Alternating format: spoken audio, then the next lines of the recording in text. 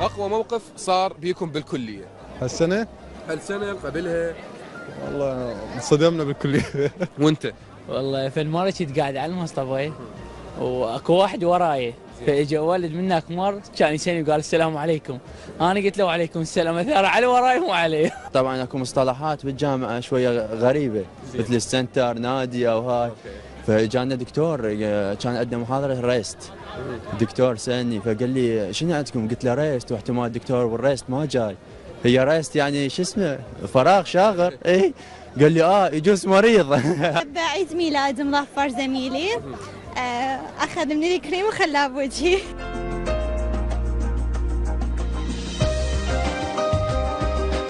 دا امتحن وخلصت الامتحان، اجى اخذ الورقه وطلع كتب اسمه وطلع. بس هو دا يمتحن وخلص الامتحان وانا ما مجاوب، واخذت الورقه مالته بس مسحت اسمه وكتبت اسمه وسلمتها للدكتور. يعني واحد من يمشي يوقع هيك. واقعه؟ اي عاثره هيك.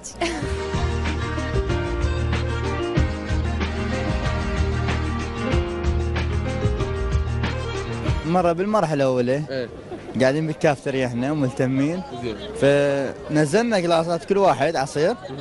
فاجى صاحبنا اخير قال شو ما منزلي لي؟ قلنا له راح نزلنا له وجه. فاحنا بوقتنا كل واحد عنده قصبه مخلصينها مالتنا، من خل مالته القلاص احنا كنا خلينا القصب مالته وظل يبوع علينا وظل يضحك. سوى بيا موقف، هو طالب سوى نفسه ابو امنيه، وجاني قال لي رحت للاقسام الداخليه من جامعتي، قال لي انت ايش عندك هنا؟ ايش لقاني بالمطبخ؟ قلت له طالب غير. قال لي شنو طالب انت هنا؟ تعال امشي وياي، منو جايبك؟ هم جماعتي مسويها بيه. وقال خلوني ابوس بيه وطيته رشوه 25. مره من المرات صار بي موقف كلش حلو. انا من النوع اللي اشيل الجنطه مال اللابتوب شلون مال اساتذه وهاي. فبالمرحله الثالثه كنت نزلت للاول جماعتي دفعوني. فالاول توهم جايين، فنزلت لهم دول الاول كلهم انقلبت خلقتهم، كلهم قعدوا وهاي. فطبيت اخذت لهم محاضره كانه استاذ وطلعت. اساس انت استاذ؟ انا استاذ. ومشت عليهم وطلعت بعدين اكتشفوها.